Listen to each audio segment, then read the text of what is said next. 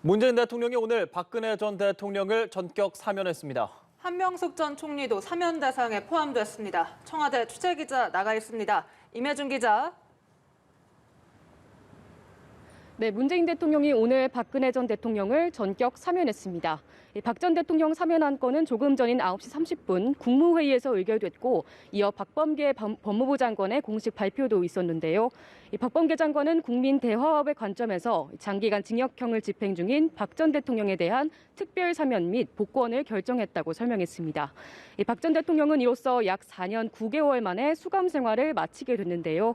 박 전 대통령은 앞서 지난 2017년 3월 국정농단과 국가정보원 특수활동비 상납, 새누리당 공천 개입 등의 혐의로 징역 22년을 확정받았습니다. 이 밖에도 한명숙 전 국무총리도 이번 특별사면 대상에 포함돼 복권이 결정됐는데요.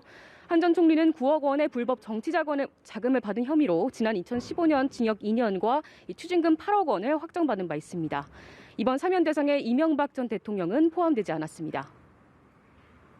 임 기자, 근데 당초 분위기는 이번 사면 대상자에 박 전 대통령이 포함되지 않을 것으로 알려지지 않았나요? 네, 그렇습니다. 실제로 법무부 사면심사위 회의에선 이 박 전 대통령을 사면 대상에 포함시키는데 부정적인 의견이 있었던 것으로 알려졌는데요.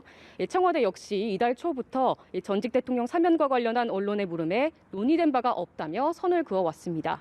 다만 박 전 대통령의 건강 상태가 최근 급격히 나빠지면서 문 대통령이 사면을 전격 결심한 것으로 보여집니다.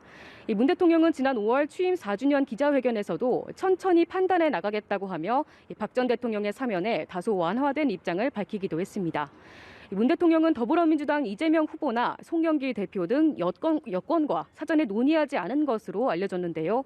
이 후보는 오늘 오전 라디오에 출연해 박 전 대통령 사면 소식에 아직 상황 파악이 안 됐다고 했고, 송 대표는 청와대 고위 관계자를 만난 적이 없고 통화한 적이 없다고 전했습니다. 지금까지 청와대에서 전해드렸습니다.